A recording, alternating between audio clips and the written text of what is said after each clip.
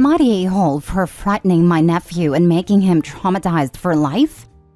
I had a cookout at my place on the 4th, but my 13-year-old daughter's Switch goes missing. I contacted family members, and my wife's sister, Kara, said my daughter gave it as a gift to her 6-year-old son, Stevie, for his upcoming birthday. I asked my daughter, and she said it wasn't true. She let Stevie use it so they could all play Mario Kart together, and it went missing after the cookout.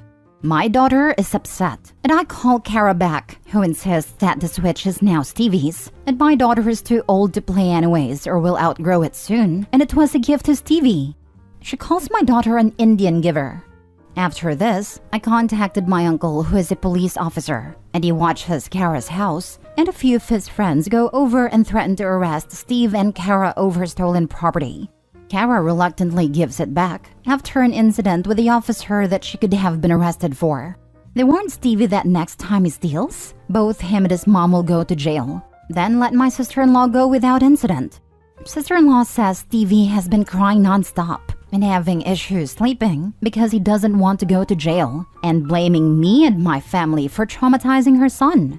My response might have been heartless because it was, I guess he'll never steal again. And Kara thinks he'll be traumatized for life for making a big deal over his stupid game.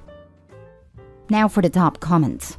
Your sister-in-law got caught stealing and is trying to deflect by telling you her son is traumatized. She thought you would just back down and let her steal from your daughter. Not the a-hole. So you think the 6-year-old is secretly doing just fine after an honest-to-God police officer came to his house and told him that he was going to take him and his mom to jail? He's 6. It was his mom that turned a little kid moment of taking something you like into genuine theft. Hope he didn't traumatize the kid. The sister-in-law did by being a thief who was justifiably visited by the police. It sounds like sister-in-law also did something verging on arrestable, based on how Opie describes it. I suspect that was actually what may have traumatized the kid. I'm never the first to defend cops, but in a situation like this, where it's some family member's goofy dispute with a kid involved, no cop is busting down the door going full code. It's, now listen kiddo, stealing is bad. It's why I have this job. Please don't make me do paperwork. They can be real pricks, but they are still people, not ghouls. Sister-in-law going bonkers though, will make cops do as cops do. Unexpected situations are where cops do notably poorly. Not the a-hole. Stevie has bigger problems, like having a mother who likes to steal. Completely agreed. His mom is something else. I think people are glossing over that apparently there was an incident that Kara instigated with the officer that she could have gotten arrested for. Listen, sending the cops after a 6-year-old is nuts, but that's literally all Kara's fault. She refused to return it and instead insulted Opie's kid. If Opie had tried to retrieve it himself, he could have been arrested for trespassing or assault if he tried to go inside a house to get it. Kara reacted so belligerently to the officers that it could have ended in like actual jail time for her, other than the theft, and still was very reluctant. And only the threat of imminent arrest made her cough it up. She stole the Switch by enabling her son keeping it. Maybe she told him to take it. So it's actually appropriate to call the cops on someone who robs you. Again, what else was Opie supposed to do at that point? Once someone says, yeah, I have your stuff. No, I won't return it. Pound sand, loser. It actually is police time, sorry. Yes, it was the nuclear option and completely over the top, and that's all in Kara for taking it there. She really only has herself to blame. Next story. Am I the a-hole for making sister-in-law / her husband so uncomfortable that they left without eating? I'm 30 female and a mom of 4. I'm a doctor and my husband is a firefighter. Every year, my husband and I host a family barbecue the weekend after the 4th. Most of us are essential workers, so we can't celebrate on the 4th. My sister-in-law, a police dispatcher, and her husband, unemployed and has been for 2 years, have always been a bit of an annoyance to me personally. Her husband is an old-school Southern hillbilly who wears the man of the house title without earning it, as in thinking women and children are beneath him, and practically snaps his fingers at his wife to be doted on. Whatever, just not my cup of tea. My sister-in-law doesn't seem to mind. They are childless, but they do have 3 dogs that they bring everywhere with them. Well, we get the barbecue going and whatever, and everything is going fine, surprisingly. Usually by this time, sister-in-law and her husband are diving off into an argument about who are you voting for? At this point, they were being tame, thank God. But then dinner is ready, and I call on all the kids to come get in line so I can serve them. Sister-in-law immediately goes running over to get to the front of the line for a plate for her husband, per usual, as they live in this 50s-style men should eat first attitude. I told her to go sit down and he would be served after the children have eaten. This is an argument every single year. She scoffs at me and walks off, slamming herself on a chair and crossing her arms as her husband is shaking his head. I ignore it. I don't care about offending them anymore. But then their unruly dogs are trying to take food off the kids' plates. So I yell at the dogs and then turn to my sister-in-law and her husband and say, get your dogs away from the kids now, or they can go sit their butts in the car and wait for you there. You will not be bringing them next year. My sister-in-law throws her plate across the table, calls for her dogs and goes to the vehicle to, I assume, put them up. But then she comes back and yells at her husband to, let's freaking go. We obviously aren't welcome here. Mother-in-law tries to protest, but I say, no, let them leave. Tired of dealing with this every freaking year. And yell to them, don't bother coming back. My husband is backing me 100%. Mother-in-law, not so much. She says I'm ridiculous for embarrassing them and making them feel unwelcome every year. Edited to add, they are fully aware that kids eat first in my house. I shouldn't have to repeat this every single year. As for the dogs, I told them they were only welcome here if they were leashed and away from all the food. They brought the leashes, but let their dogs roam with the leashes still on them as soon as they got their plates. Their leashes were attached while diving into the children's dishes. As for me being a doctor and a mom of 4, because apparently people can't fathom this, I graduated at 17, went to college at 18. I worked through each pregnancy while attending mostly online college and taking time off for maternity leave. I had my doctorate by the time I was 28. Not a-hole. They are terrible guests. Were. Now they're probably banned from OP's house. Not a-hole. They seemed shocked that they were expected to follow very reasonable and totally predictable norms at your gatherings. They don't need to come then. Seems just right. Mother-in-law can host them instead if she wants to. Not a-hole. Why do people always think that their dogs are welcome with them everywhere they go? Not all of us want to put up with your slobbering, smelly balls of allergies. Keep the dogs at home, or don't come at all. Especially if the dogs will be around kids and food. I won't tolerate dogs that jump or lunge for food, especially from kids. That's how someone gets bitten or knocked over. Not a-hole. Exactly. Although I could see some better ways this could have been handled. It does seem reasonable to just not invite them if they're constantly being disrespectful and disruptive. If you don't want to invite them to anything in the future, I'd probably include, in writing, the rules of your event. Guests will be humans only. Please leave all pets at home. And house rules are that children eat first before any adults. That gives you an easier ground to kick them out if they mess around. Next story. Am I the a-hole for telling my sister-in-law to maybe stop eating so much? My sister-in-law, 43 female, and her kid, 12 female, moved in with us. My husband, myself, and our 3 kids, 2 months ago.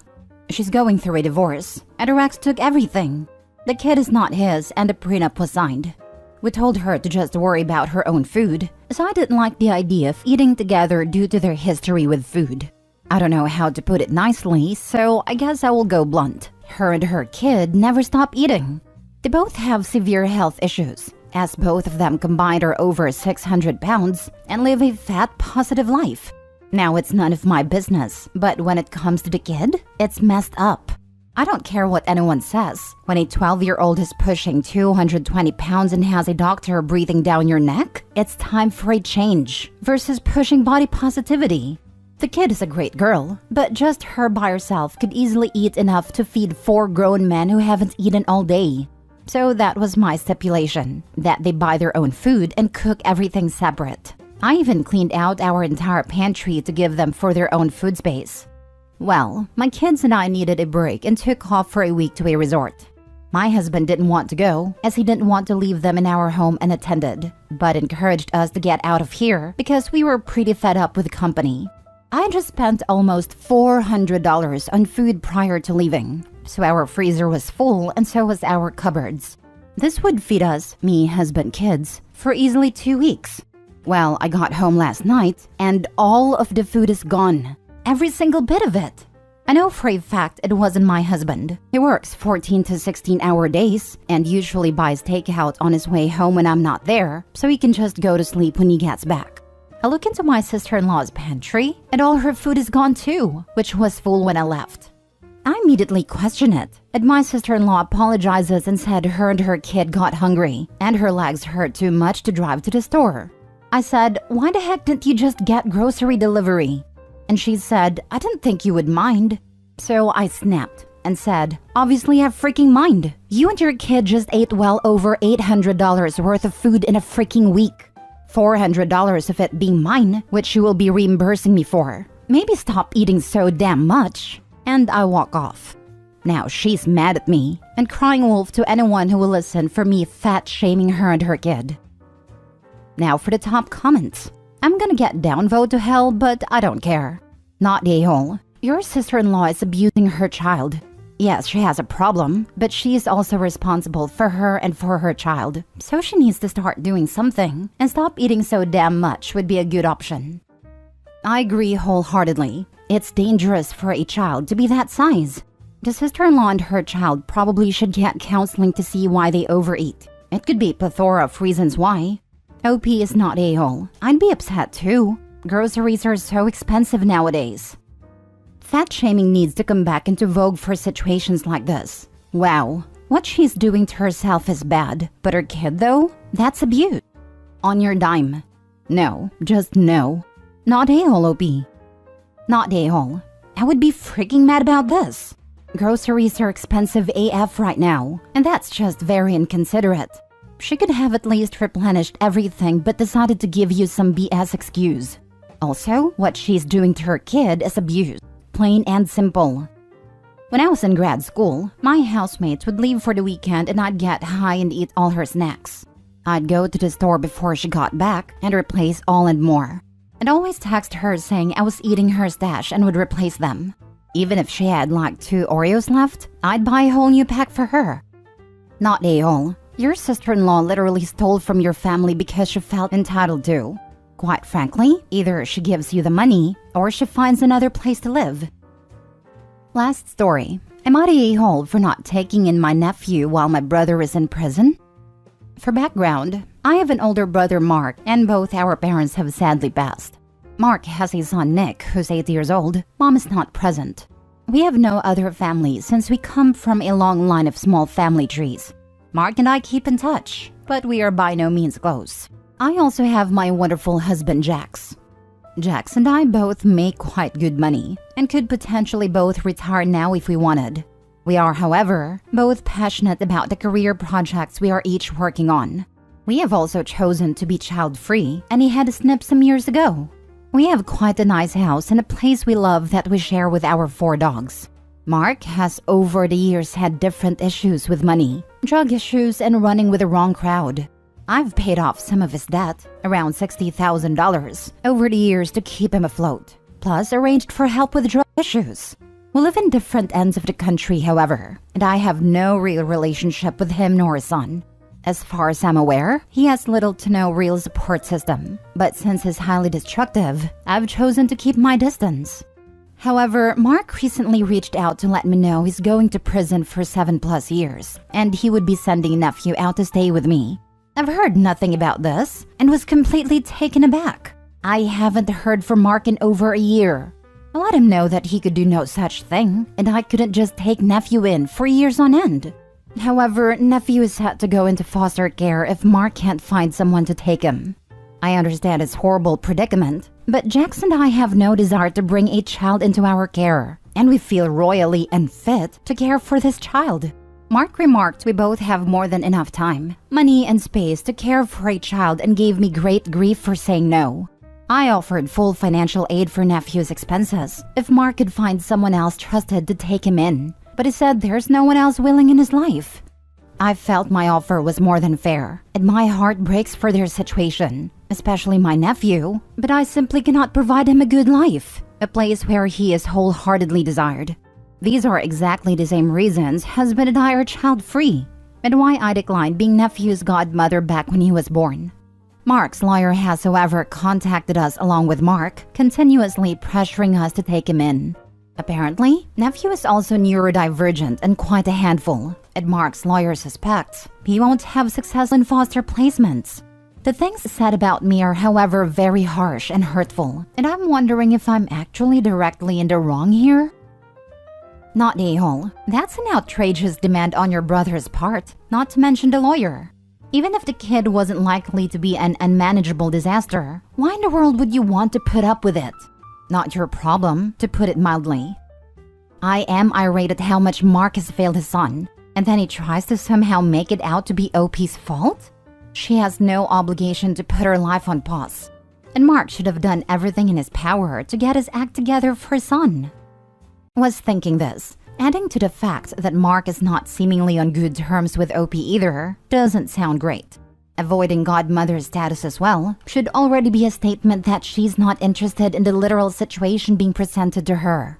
I feel awful for the kid because he's not at all responsible for any of this. Shame on Mark for just shoving his failure into his sister.